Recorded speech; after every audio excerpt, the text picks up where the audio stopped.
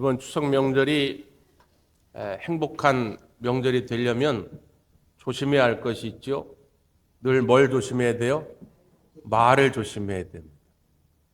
오랜만에 가족, 형제, 친지들을 만났는데 이게 별 뜻 없이 한 말 같은데 그걸 듣는 이들은 혹시 또 상처가 될 수 있거든요. 그래서 젊은이들이 아예 뭘 만들었냐면 잔소리 메뉴판을 만들었어요. 잔소리를 하는 건 좋은데 하시려면 돈 내고 하시라고. 그 잔소리 메뉴판이 이렇게 인터넷에 있더라고요. 제가 재밌어서 가져와 봤는데 예를 들면 이런 거예요. 중고등학생들이 말합니다. 반에서 몇 등 하니 모르신다면 10만 원. 어느 대학 가려고 그러니 20만 원. 야, 내 친구 아들은 서울대 간다더라. 100만 원. 결혼을 앞둔 청년들은 또 이렇게 이야기를 합니다. 너 애인 있니? 10만 원. 야, 빨리 결혼해야지. 20만 원. 야, 그러다 평생 혼자 산다? 100만 원. 여러분, 잔소리 하시려거든 돈 1,000만 원 준비하고 가셔야 돼요. 그러니까 이번 추석 명절에 서로 간에 축복하고 격려하고 칭찬하는 그런 행복한 명절이 되기를 바랍니다. 또 하나 이제 명절이 되면 우리가 생각해야 할 것이 죽음에 관한 것이죠. 그런 말이 있잖아요. 죽음 앞에서는 모두가 철학자가 된다. 평소에 그런 생각을 안 해봤던 사람들도 이 명절이 되면 추모예식을 하면서 또 성묘를 하면서 죽음이 뭘까? 우리 부모님의 죽음, 우리 선조들의 죽음에 대해서 한 번쯤은 생각해 보는 것이 또 명절입니다. 지난 주간에 우리 개그맨 전유성 씨가 별세하셨죠. 이분이 이제 그 개그계에 큰 업적을 남긴 것은 뭐냐면 그 이전까지는 우리가 흔히 코미디언 이렇게 불렀단 말이에요. 근데 이분이 나타나서 개그라는 말을 처음 썼습니다. 개그맨 1호가 전유성 씨예요. 지금도 많은 개그맨 후배들은 그가 큰 선배임을 인정하는 것이죠. 근데 국민일보에 실린 이 이야기를 보니까 그 전유성 씨가 마지막에 했던 말이 하나님, 왜 이제야 하나님을 만나게 되었을까요? 너무 후회됩니다. 이런 말을 남기고 별세를 하셨다는 거예요. 이 이야기를 누가 전해주었냐면 우리가 잘 아는 조혜련 집사님, 개그우먼 조혜련 집사님이 전해준 이야기입니다. 이제 오래전부터 이 전유성 선배를 위해서 이미성 집사님, 박미선 집사님, 조혜련 집사님 이런 분들이 참 기도를 많이 하고 권면을 많이 했대요. 근데 이분이 워낙 똑똑해요. 하루에도 책을 한 권씩 읽는 분이라고 그러는데 워낙 지성적이다 보니까 그 신이라는 거를 받아들이기가 어려웠던 거예요.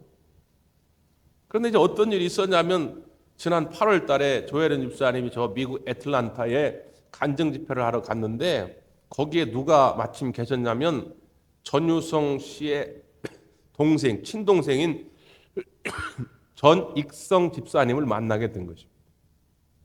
근데 이제 이 동생이 그러는 거예요. 우리 형님이 이제 거의 마지막에 된 것 같은데 너무 안타깝다.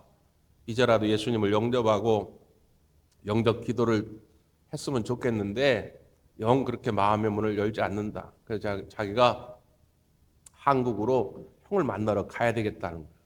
그래서 마침 조혜련 집사님하고 같이 비행기를 타고 한국으로 왔다는 겁니다. 그래서 여러 번 권면을 했대요. 주변 도움도 많이 받고. 그런데 끝까지 마음의 문을 열지 않는 거예요. 그래서 결국 동생은 포기하고 계속 기도할게 그러면서 이제 미국으로 돌아갔고 조혜련 집사님은 어떻게 하면 좋을까 하다가 이제 이 전유성 씨가 좀 낯을 많이 가려가지고 이렇게 사람들하고 금방 쉽게 마음의 문을 열지 못하는데 한번 친해지면 또 굉장히 깊숙한 관계를 갖는다고 하는 걸 알고 저 청도 옛날에 그 개그맨 후배들을 양성하기 위해서 청도에서 오래 머문 적이 있는데 청도에 있을 때 교제했던 한 목사님이 계시다는 거예요. 그래서 청도에서 목회하는 그 목사님을 갑자기 이제 초청을 해서 사정 이야기를 하고 이 전유성 씨에게 좀 권면을 해주고 영접 기도를 하게 해라. 그렇게 해서 그 목사님 오셔가지고 이야기를 했더니 받아들인 거예요.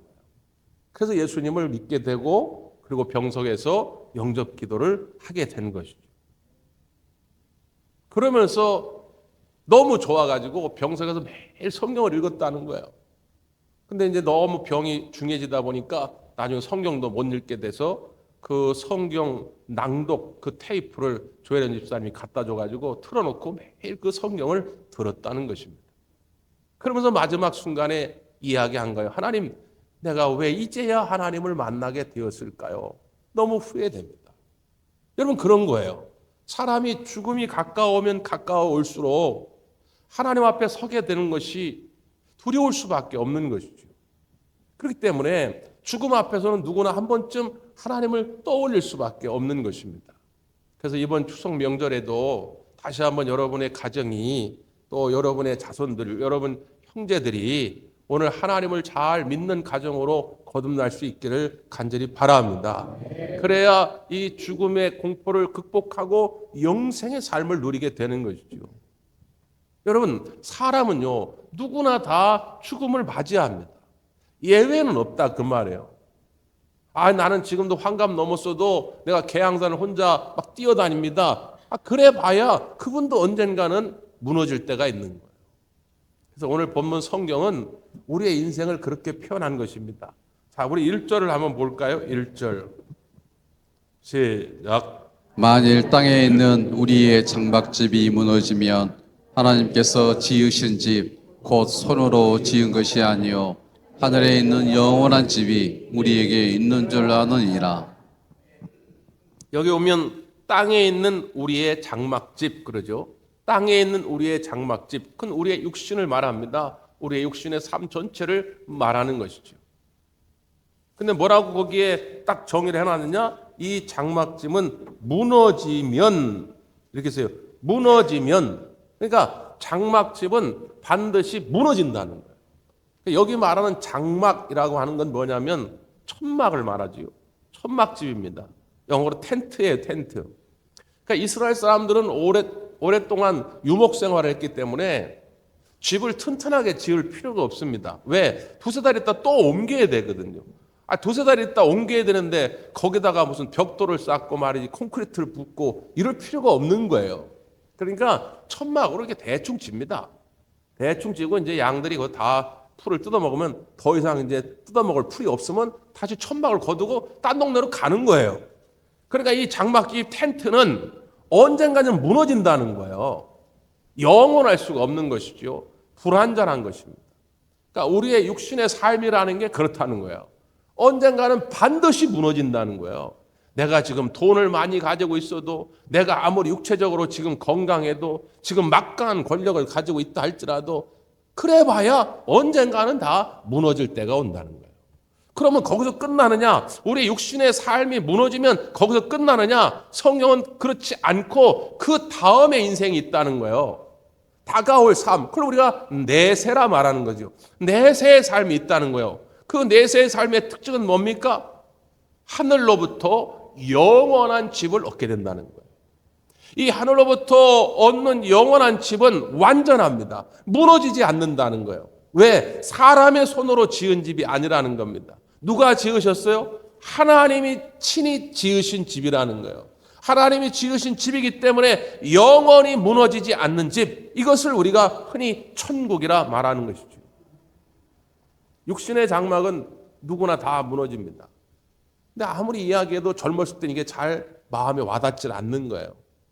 죽음이 가까워할수록 노년의 때는 점점 더 죽음을 많이 생각하고 묵상하고 성찰하지만 젊었을 땐 이게 잘 와닿지 않는 것이죠.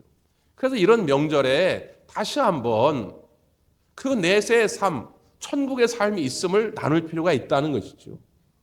오늘 사랑하는 성도 여러분 앞에는 이미 천국이 예비된 줄 믿습니다. 여러분은 걱정할 게 없어요. 여러분은 하늘로부터 영원한 집을 다 얻고 계시니까. 그러나 그렇지 못한 여러분의 가족들이 있다면 오늘 그 천국의 비밀을 꼭 나눌 수 있게 되기를 바랍니다. 사도 바울은 그걸 너무 사모한 거예요. 천국을 너무 사모했습니다. 그래서 이렇게 고백을 해요. 2절과 3절입니다. 2절, 3절 시작. 참으로 우리가 여기 있어 단식하며 하늘로부터 오는 우리 초소로 덧입기를 간절히 사모하노라. 이렇게 입음은 우리가 벗은 자들로 발견되지 않으려 함이라. 여기 있어 탄식하며, 여기 있다고 하는 건 지금 이 육신의 장막의 집에 살 때예요. 무너질 집에 있어 탄식하며 하늘로부터 오는 우리 처소로 덧입기를 간절히 사모하느라. 하늘로부터 오는 처소, 그 하나님이 예비하신 영원한 집으로 덧입기를 원한다는 거예요. 마치 옷을 입듯이 말이죠. 그 하나님이 주시는 처소로 그 영원한 집으로 덧입어야 되는데, 옷을 입어야 되는데 벗지 않으면 어떻게 됩니까? 벌거벗은 자가 된다는 거예요. 부끄러운 자가 되는 거예요. 수치스러운 삶이 됩니다. 이 땅에서 삶이 남이 볼 때 아무리 화려하다 할지라도 하나님 보실 때에 그는 벌거벗은 자예요. 부끄러운 삶을 살고 있는 것입니다. 저주스러운 삶을 살고 있는 것이죠. 그러기에 그대로 둘 수가 없는 거예요. 하나님의 처소로 덧입혀질 때, 하나님이 지으신 그 영원한 집으로 덧입혀질 때 비로소 그 영혼이 영원한 삶을 누리는 것이고, 그의 삶이 하나님 보실 때 존귀한 삶이 되는 것이죠. 사랑하는 성도 여러분, 여러분의 모든 가정이 하늘로부터 내려오는 처소로 덧입혀지기를 간절히 바랍니다. 자, 우리는 그럼 알게 됐어요. 이 현세의 삶에서 우리의 인생이 끝나는 것이 아니라, 우리가 육신의 장막은 무너져 내리는 건 어쩔 수 없지만 그 다음에 내세의 삶이 있다, 천국의 삶이 있다, 천국에 대한 소망을 갖게 됐어요. 자, 그러면 어떻게 살아갈 것이냐 그 말이죠. 천국의 삶은 하나님이 영원한 집을 예비해 놓으셨기 때문에 걱정할 게 없어요. 거기 가면 하나님이 다 알아서 하실 거라 그 말이에요. 그럼 이 땅의 삶은 우리가 어떻게 살아가야 할 것이냐 말이죠. 앞으로 천국 가면 그만이니까 이 땅에서는 그냥 아무렇게나 막 살 거야. 그거 아니지요. 하나님이 아무렇게나 막 살라고 말하지 않았습니다. 초대교회 시절에 이단 가운데 하나가 율법 폐기론자, 도덕 폐기론자들이 있었습니다. 그건 뭐냐면, 나는 예수님을 믿었어, 나는 구원함을 받았어, 그러면 나는 이제 아무렇게나 살아도 돼. 왜? 구원함을 받았으니까. 내가 거짓말을 하든, 내가 간음의 죄를 저지르든, 내가 도적질을 하든 나는 구원받았어. 이런 생각은 이단으로 몰려서 정통교회에서 수방됐어요. 여러분, 이건 성경적이지 않거든요. 천국이 우리에게 있다 할지라도 이 땅에서 우리가 살아가야 할 삶의 태도가 있는 것입니다. 그럼 어떻게 살아야 할까? 자, 오늘 본문은 이렇게 말합니다. 8절 9절인데요. 8절 9절 시작. 우리가 담대하여 구하는 바는 차라리 몸을 떠나 주와 함께 있는 그것이라. 그런즉 우리는 몸으로 있든지 떠나든지 주를 기쁘시게 하는 자가 되기를 힘쓰노라. 아멘. 여기 보면 차라리 몸을 떠나 이 말이에요. 그러니까 육신의 몸을 떠나는 거예요. 육신의 삶을 끝내는 거예요. 차라리 내가 빨리 죽어서 주와 함께 있는 그 천국의 삶을 누렸으면 좋겠다.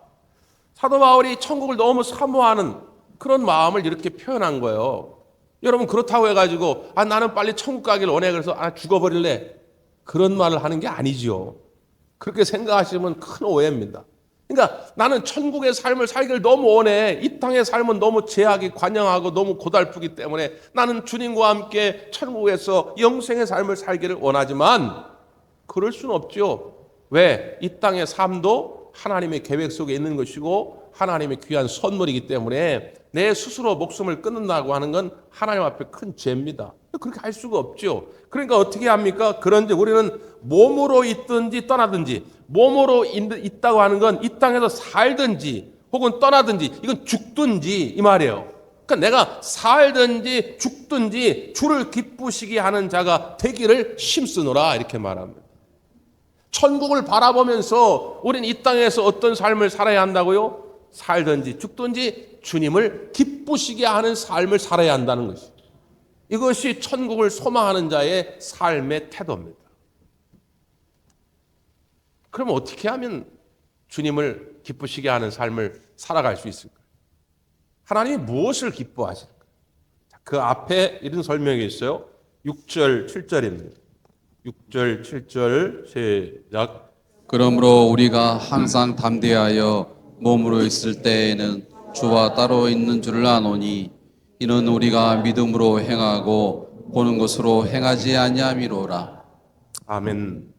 여기 보면 몸으로 있을 때에 내가 육신의 삶을 살아가고 있을 때에는 주와 따로 있다 이 말이에요. 이 말은 주님과 동행하지 않는다, 주님과의 교제가 단절됐다 그런 뜻을 말하는 것이 아니라 내가 죽어 천국에 가서는 주님과 완전히 일체된 삶을 살면 좋겠는데 이 땅에서는 살아가다 보면 아무래도 완전한 그런 삶을 살 수가 없는 거예요.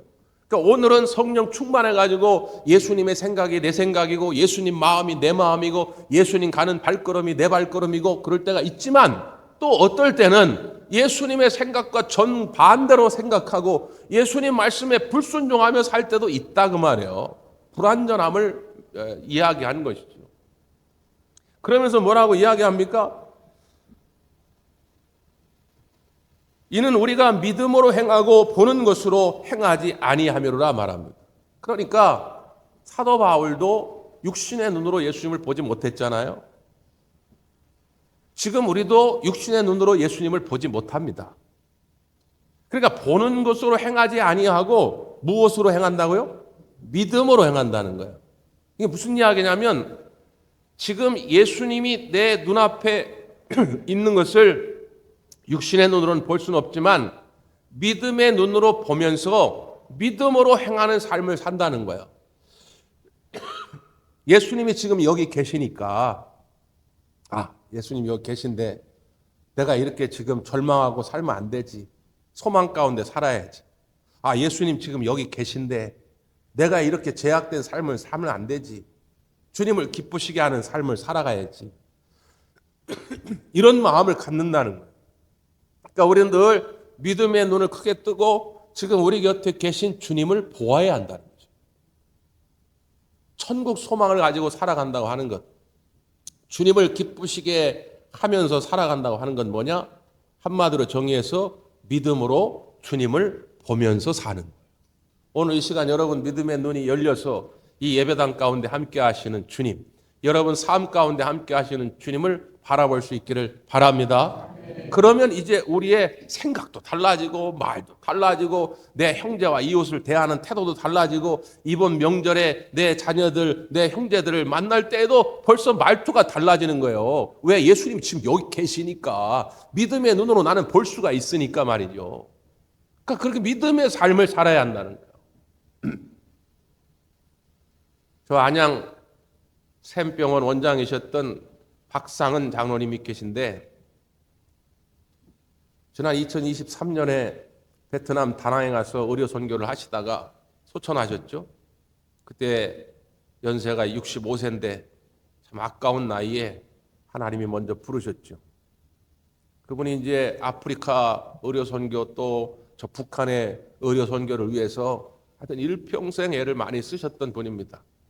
정말 예수 그리스도를 꼭 닮은 분이라 많은 분들이 인정했던 분인데 그런 분도 과거에 방황의 시절이 있었어요.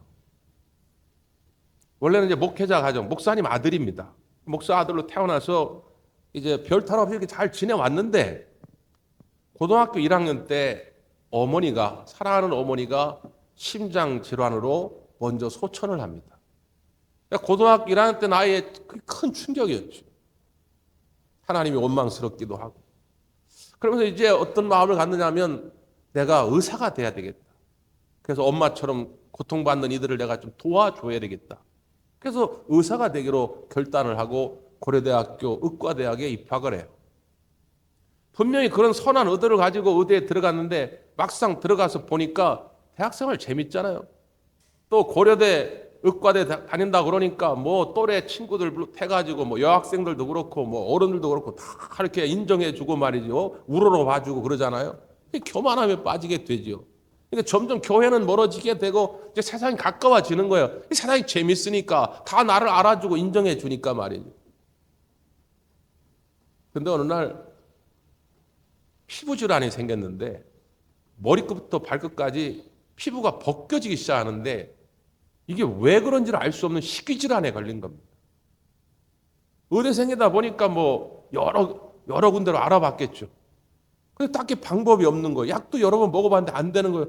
그래서 막 피부가 벗겨지니까 이제는 누구를 만나기가 너무 창피한 거예요.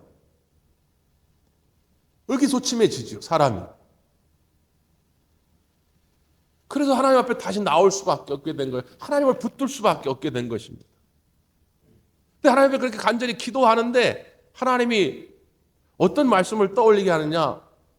예수님이 바닷가에서 제자들을 부르실 때 너희로 사람 낚는 어부가 되게 하리라 하니까 베드로와 요한과 야고보가 배와 그물을 다 버려두고 예수님을 따르는 그 장면이 떠오르는 거예요.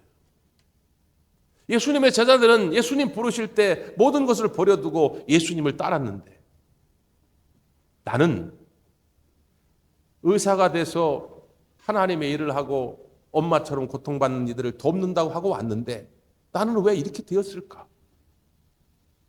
이게 자신의 교만함을 주님 앞에 회개하기를 시작한 것이죠. 이건 내가 재능이 있어서 내가 똑똑해서 온 것이 아니라 하나님의 은혜 가운데 내가 여기까지 왔는데 내가 왜 이렇게 됐을까? 라며 그 인생의 방향을 돌이키게 된 거예요. 그래서 하나님 앞에 다시 도와달라고 내가 하나님께 영광되는 삶을 살겠다고 하니까 그때부터 놀랍게도 그 피부 질환이 나아지기 시작했다는 거예요. 그래서 일평생 주님을 위해 의료 선교하는 삶을 살게 된 거죠. 교만해지면 은혜가 없어요. 겸손해져야 은혜가 있습니다. 여러분, 우리가 지금 가나다라 말을 하고 1, 2, 3, 4 숫자를 세지만 여러분이 처음부터 알았습니까? 누군가가 여러분에게 그것을 가르쳐준 분이 있잖아요. 선생님이 계시죠. 저도 물론 그 선생님이 누군지 지금 이름도 얼굴도 기억이 안 나요. 그러나 누군가 있었기에 제가 이렇게 지금 한글을 말하고 숫자를 셉니다. 그 누군가의 은혜를 기억할 줄 아는 거예요. 여러분, 명절에도 마찬가지인데 자식들이 여럿 있지만 어떤 이는 와가지고 자기 혼자 다 큰 줄 알아요. 자기는 태어날 때부터 대소변 다 가리고 태어날 때부터 걸어다니고 태어날 때부터 먹을 줄 아는 것이죠. 근데 어떤 자녀는 아이고 엄마 고생했어. 내가 애를 낳으니까 엄마가 나 대소변 가려주고 먹기 싫다 그러면 다 먹여주고 나 기어다닐 때 여기 저기 부딪히면 엄마가 다 와서 싸매주고 내가 애를 키워보니까 알겠어. 엄마 너무 고마워. 이 은혜를 아는 거예요. 이 겸손해지면 은혜를 압니다. 근데 나 혼자 한 것처럼 교만해지면 은혜를 몰라요. 신앙생활도 똑같다 그 말이에요. 예수님이 지금 내 곁에 계셔서 우리 하나님이 지금 내 곁에 계셔서 나의 삶을 인도하시고 도우셨다는 그 생각을 갖게 되면 하나님의 은혜에 감사한 삶을 살게 되죠. 그 다음부터 나는 이제 그럼 어떻게 하나님 앞에 기쁨되는 삶을 살 수 있을까? 내가 말 한마디 하나하나 나의 삶의 모든 목적을 하나님의 기쁨되는 삶을 살아야 되겠다. 이렇게 결단하게 되는 것이죠. 사랑하는 성도 여러분, 모든 것이 주님의 은혜인 줄 믿습니다. 다시 한번 그걸 깨닫는 명절이 돼야 돼요. 그러면 하나님의 은혜인 줄 알고 이제 주님을 기쁘시게 하게 되면 어떤 일이 벌어질까? 자, 마지막 결론 10절입니다. 10절 시작. 이는 우리가 다 반드시 그리스도의 심판대 앞에 나타나게 되어 각각 선악간에 그 몸으로 행한 것을 따라 받으려 함이라. 아멘. 여기 말하는 그리스도의 심판대는 우리가 흔히 말하는 천국과 지옥을 나누는 심판대가 아닙니다.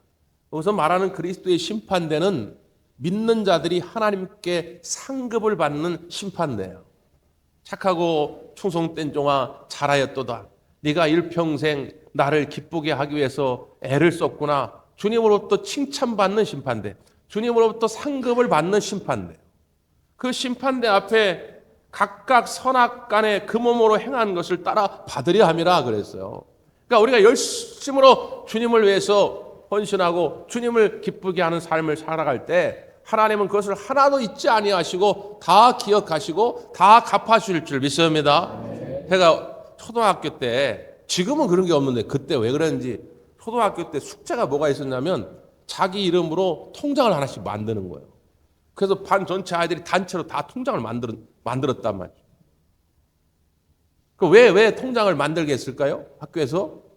하도 국민들이 저축을 안 하니까 이 어렸을 때 초등학교 때부터 저축의 습관을 기르려고 통장을 만들게 한 거예요. 그래서 저도 한 달에 100원인가 이렇게 저축했던 기억이 나는데 나중에 그걸 모아놓으면 참 뿌듯하죠. 네? 먹돈이 생기면 야 이거 가지고 뭐 할까 꿈도 생기고 뭐 그런 거 아닙니까? 마태복음 6장에 보면 예수님께서 우리에게 천국 통장을 만들라는 거야. 너희는 보물을 땅에 쌓아두지 말고 너희를 위하여 하늘에 쌓아두라 이렇게 말합니다.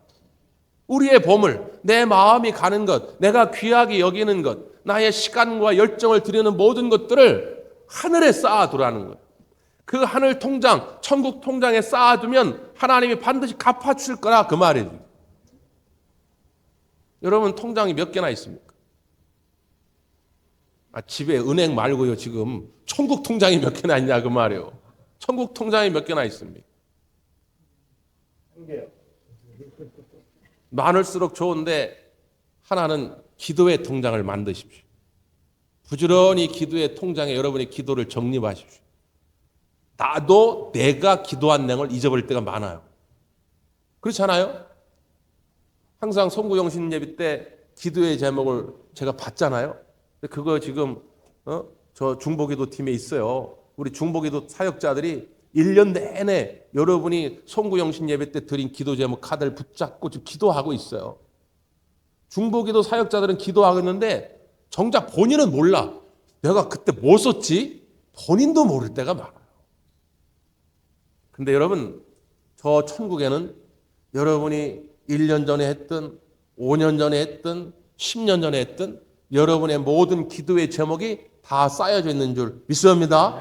하나님을 기억하시고 하나님이 반드시 응답으로 갚아주실 거라 그 말이에요.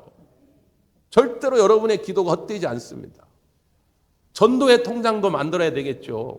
우리를 일찍 우리를 부르심은 나 혼자 예수 믿고 구원받는데 끝나라고 하는 것이 아니라 나를 축복의 통로로 삼으셔서 하나님이 나를 통해 많은 영혼을 구원하시려고 나를 부르셨기 때문에 나 혼자 천국 가면 안 돼요. 전도의 통장을 많이 쌓아놓아야 돼요. 내가 사람을 많이 구원하지 못한다 할지라도 일단 주님의 부르심 앞에 충성해서 열심히 복음을 전해야 돼요. 복음을 전하는 것이 거기 다 고스란히 쌓인다 그 말이에요. 야, 너는 나를 기쁘게 하기 위해서 바쁜 중에도 그렇게 부지런히 그리스도를 전하고 복음을 전했구나 하고 주님이 칭찬하는 때가 있다 그 말이에요. 또 여러분 봉사와 헌신의 통장도 많이 쌓아야죠. 지난 주간에도 이렇게 보니까 명절 앞두고 미리 와서 교회 청소하는 분들이 계셨는데 저는 우연히 발견한 거죠. 제가 못 볼 수도 있지만 지난주 이렇게 우연히 보게 된 것이지만 목사가 못 볼지라도 우리 하나님은 여러분이 흘린 그 땀의 헌신을 다 기억하고 계시다 그 말. 그 헌신들이 쌓여지고 쌓여서 하늘의 상급을 받는 거예요. 우리 대관 가족들은 한 사람도 빠짐없이 다 주님 앞에 설 때에 풍성한 상급을 받기를 간절히 바랍니다. 특별히 하나님이 주시는 큰 상 가운데 하나, 뭐 여러 가지가 있을 수 있겠지만 가장 큰 상 가운데 하나는 제가 확신하건대 여러분이 그렇게 천국에 쌓아놓은 모든 보화가 여러분의 자손들에게 상으로 임할 거라는 거예요. 그걸 아셔야 됩니다. 나는 육신의 장막이 무너지니까 이제 천국으로 갈 수밖에 없어요. 천국 가면 천국에서 바라보는데 천국에서 말을 할 수가 없어요. 내 자녀들 바라보면 안타깝지만 그건 내려갈 수가 없어요.